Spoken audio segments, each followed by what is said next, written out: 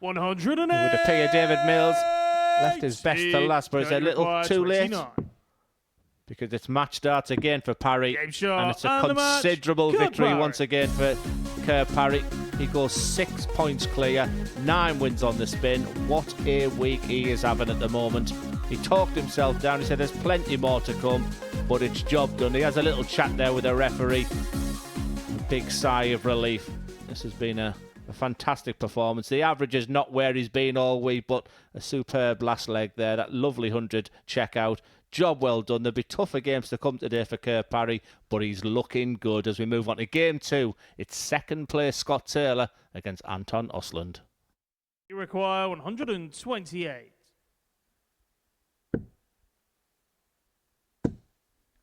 Brilliant. Double 10. Fantastic. To cancel out that breaker throw. He'll be back with 3 darts at double unless Scott Taylor can take this out. It was almost a brilliant marker ready for that bullseye there. Anton, you require 32. It has been a superb performance. It's been a really good game between the pair of them. But if this double 16 goes in, the big winner could be Parry, and it does go in. It's a superb game, superb performance from Anton Osland. He hasn't had the best of 2 days so far, but is he building his success for a run maybe into Group C, Group B? It's a big smile, which we haven't seen an awful lot this week. Is that the end of Scott Taylor challenging Parry? He's almost done and dusted. But a good game. The Swede gets the 2 points. He moves on as we move on to game 3. A big game. It's Marvin van Velzen against Jim McKuen. He's responded very nicely as McKuen. Well, I say he's responded very nicely.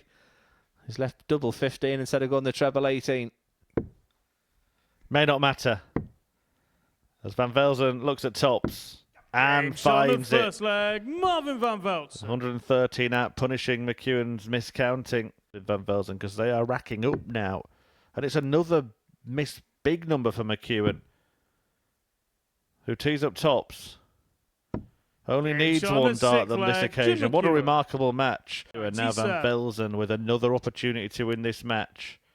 A match he will think he should have won 4-0. Double-double again. I can't understand it. 57. Jim, you require 48.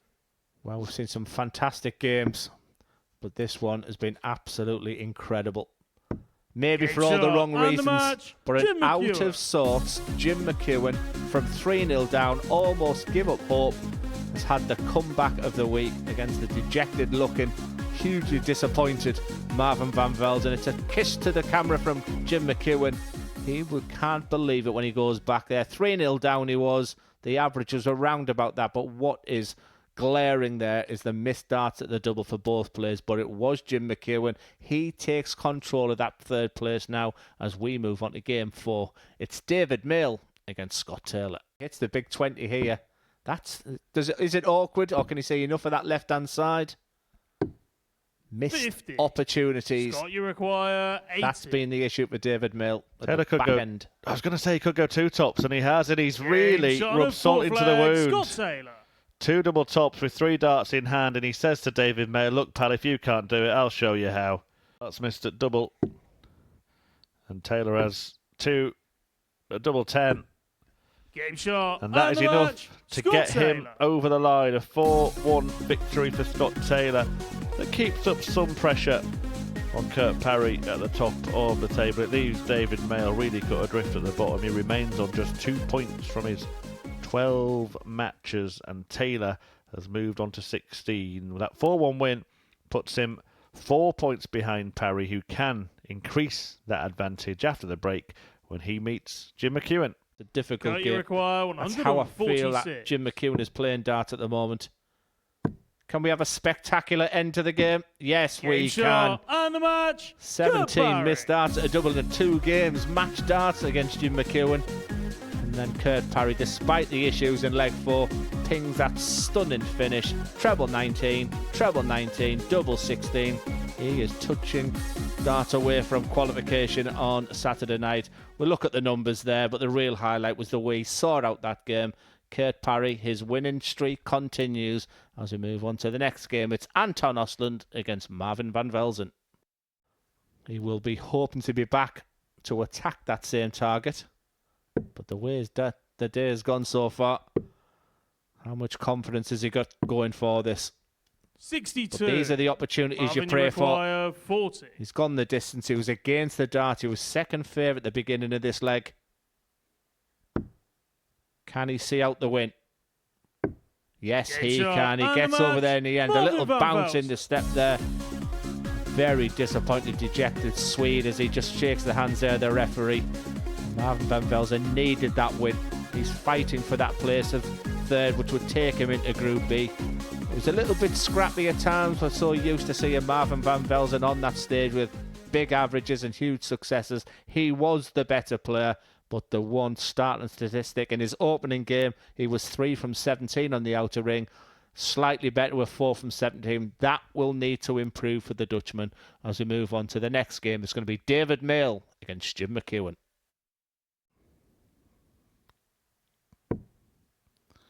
Can he clear the 147? He could. Oh, that is sensational. David Mail. But he opts for the treble 18 instead. Again, I don't get it. If he hits a big 9 here, he could cause all sorts of problems. But he has managed to find that winning double. And McKuen defies the brilliant 147 that kept Mail in the match and goes on to win it. An average of 93. That was a good performance from McKuen. A couple of 180s in there as well. The 90 checkout sealed the victory for him. But the standout moment was the 147 from Mail. The points, though, go to McKuen, and that is crucially important in this battle for third place. Marvin van Velzen looking to respond when he takes on second place Scott Taylor after this. Right now. Well, this leg so far has been all about van Velzen. But Taylor could take out a flash finish here on the ball.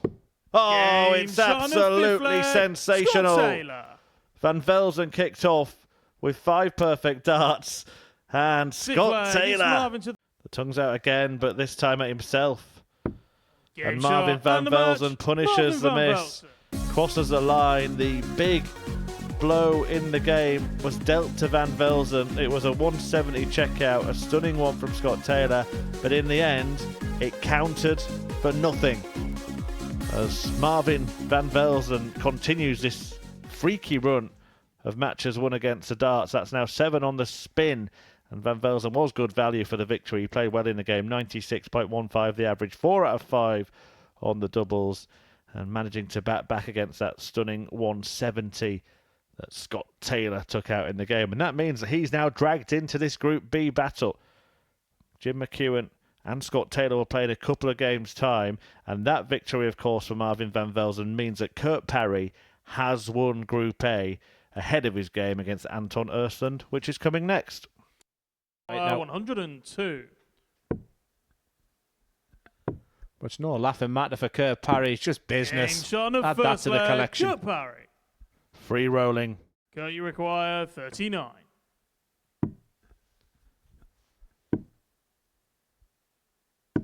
The tabletopper continues to impress. Parry. Every time questions are asked, he has the answers. Anton Osland played his part in a cracking game there.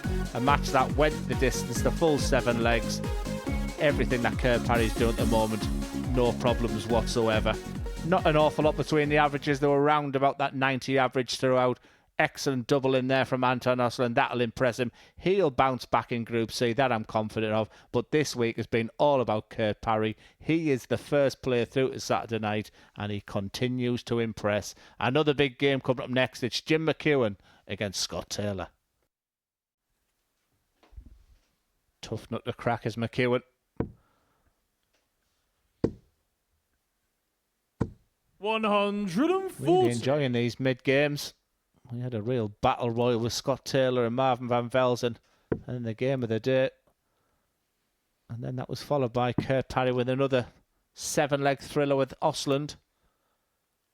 And Scott Taylor maybe just 6 darts away from victory here. Jim just planning his attack. Yeah, we're just ticking things off now as the day goes on. Parry has just been confirmed as the champion. Scott Taylor here could be confirmed as a Group B player. Mail and Ausland will definitely be in Group C, so it'll just be Van Velzen and McKuen fighting it out for Group B, which is pretty much what we thought would happen at the start of the day, Glenn. Yeah, the tongue was out again for Scott Taylor. But he knows he will be back because Jim McKuen has left a bogey number. 99. And for a big victory for Scott 55. Taylor, his third of the week over Jim McKuen. And cement his place in Group B. Double 10.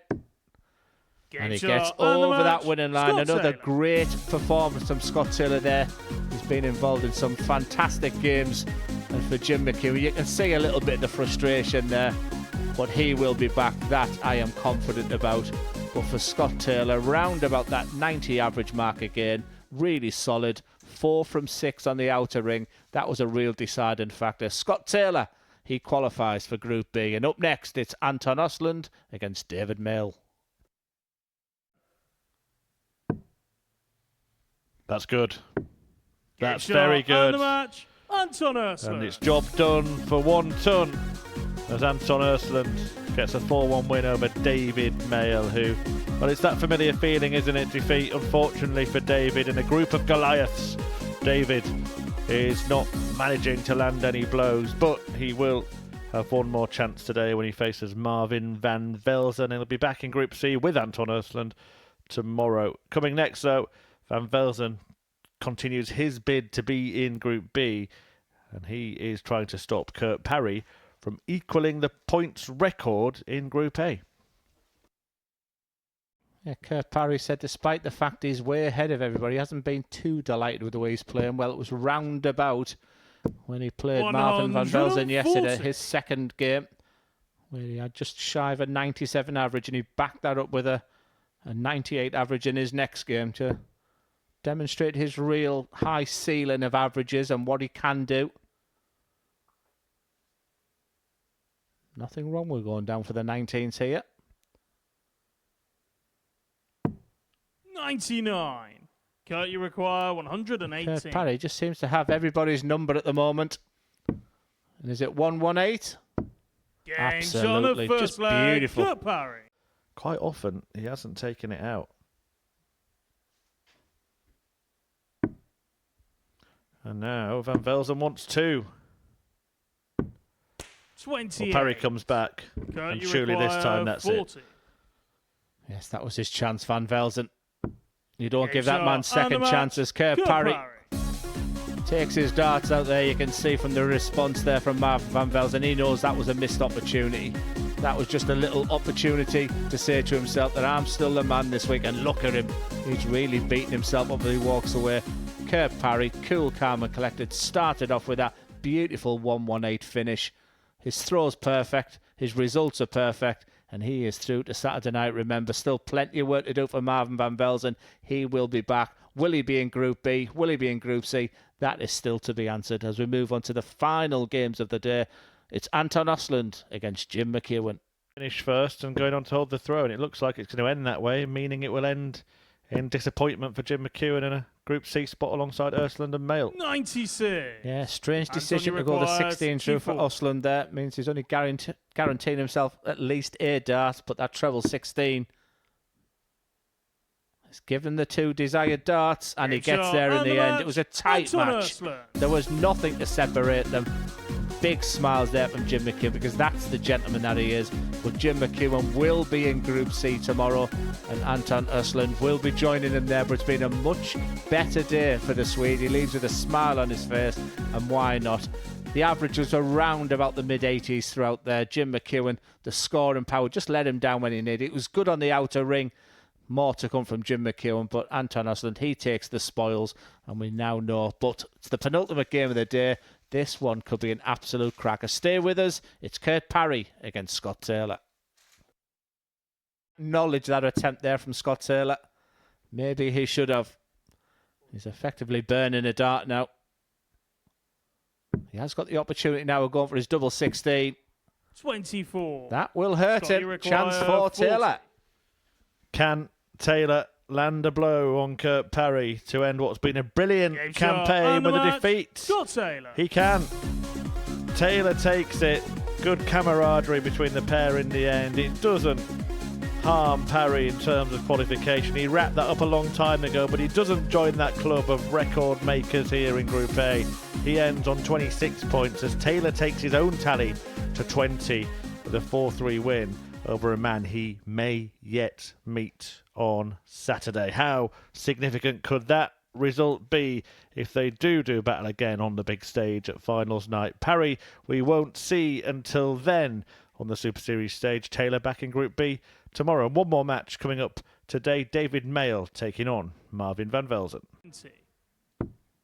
Oh, never mind 2 balls. What about 3 tops? No danger of going 80. low. Kurt, you require 56. David, you require 145. Took his time to adapt. And Mayle has to do something similar.